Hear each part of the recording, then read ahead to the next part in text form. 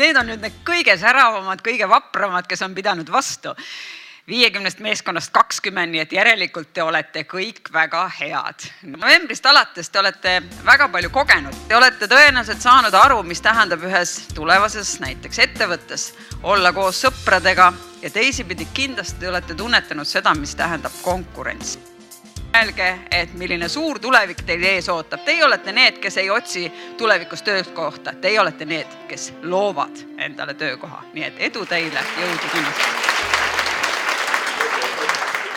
Viige ellu see tänane idee ja uued mõtted, sest siit võib sündida uusi ettevõtteid, siit võib sündida uusi tööstusharusid ja Eesti vajab selliseid uusi noori tegijaid nagu teie.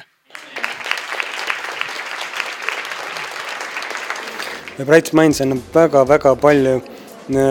Ma arvan, esimene asi on see kogemus midagi välja mõelda, siis selleks meeskond kokku panna, seda katsetada ja siis seda nii sõnas, kirjas kui ka laval esitleda. Ja siin ei olegi nagu riskimomenti või mingit muret, mis võiks juhtuda. Iga kogemus on ainult võit.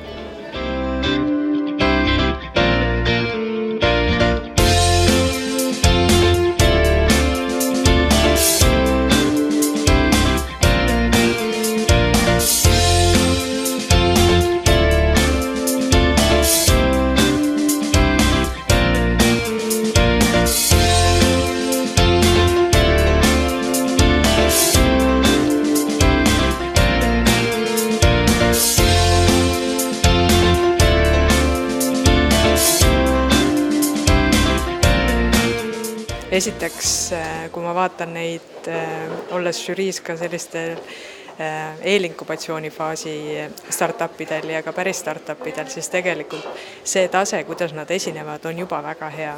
Ja see, et nad üldse astuvad üles, nad tulevad grupiga, et see on väga võimas ja ma arvan, et iga selline üritus annab jõudu juurde leida rohkem viise, kuidas esineda.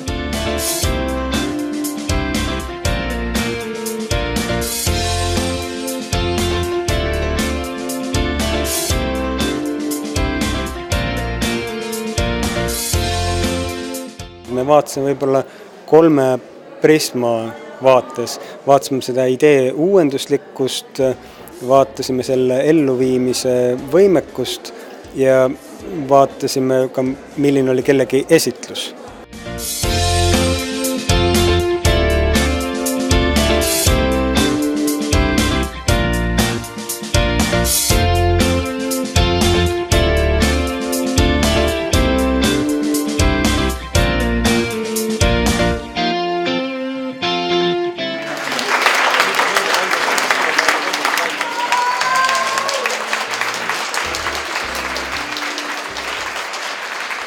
Meie idee oli magneesiumi vannipallid, mis on hästi abivalmid ja vajalikud igas vanuses inimestele. Kust te tulite sellise idee peale? Me teeme kõik palju trenni ja lihased valutasid peale trenni, et sellele probleemile oli vaja lahendust. Mis on see üks asi, mida te annate noortele nagu siit õppetunnina kaasa?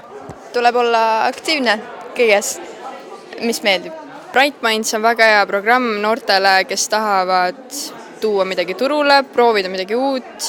Et pange kõik oma mõtted kirja ja tulge ja proovige. See jookseb mööda külge maha. Lahendus hakkab kindlasti motivatsioonist. Et kui te ei saa siin oma äriideed esitleda, siis kindlasti saate motivatsiooni tulevikus, et oma äriideed arendada. Meie idee on kordkasutatav kalender. Põhimõtteliselt niisugune kalender, mida sa ei pea iga aasta ära viskama. Sa ei pea seda uue vastu vahetama, sa saad seda uuesti kasutada. Iga aasta läheb väga palju paberit raisku tänu paberkalendritele. Ja paberkalendri tootmine on maailmale kahjulik. See saastab keskkonda. Kui teil on hea idee, siis tulge siia programmi, võtke julgust kokku.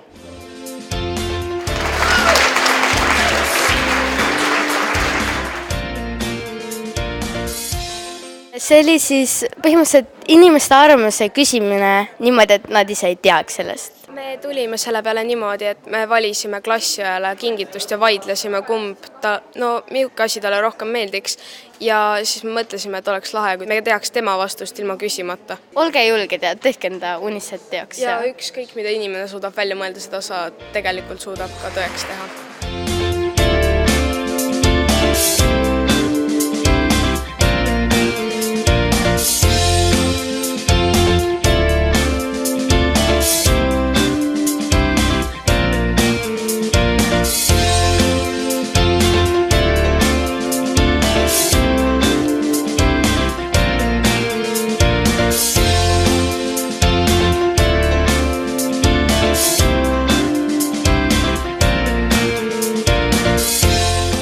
Kõigil nendel tiimidel, kes võib-olla 3 parima hulka ei jõudnud, on tegelikult võimalus võita üks teine võistlus.